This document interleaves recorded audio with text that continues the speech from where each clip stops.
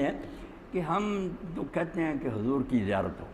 یہ بھی بہت لوگ شوق رکھتے ہیں۔ حضور صلی اللہ علیہ وسلم خود بھی فرماتے تھے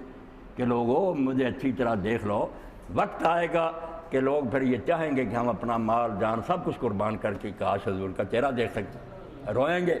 کتنے ہیں جو کہتے ہیں کہ اگر نہیں نصیب یار خواب میں ہمیں کوئی حضور کی شکل نظر آتی،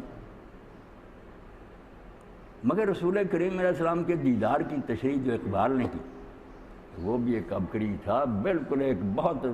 نابغہ روزگار۔ ایسے لوگ روز نہیں پیدا ہوتے، قیمتی آدمی تھا، لوگوں نے شاعر بنا لیا اور اس کی وہ غزلیں لے لی۔ اب طوطا مینا جو اس نے بچپن میں کہیں جو اس کا مشن نہیں تھا، وہ تو روتا رہا کہ میں حضور سے فریاد کروں گا کہ مجھے انہوں نے شاعر سمجھ لیا، میں تو ایک ایسا ہوں سورہ اسرافیل مر گئے ہیں،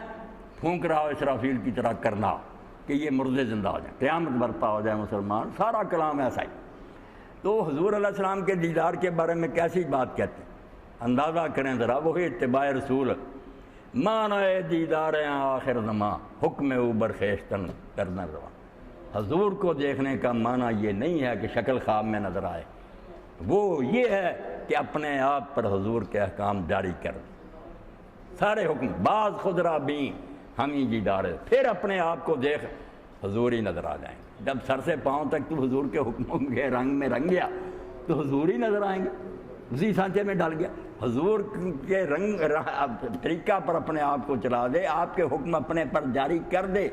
بعض خود را بھی، پھر اپنے آپ کو ہی دیکھ لینا، ہم ہی دیدار ہے، یہی آپ کا دیدار، سنت اسر ریاض اسرار ہے،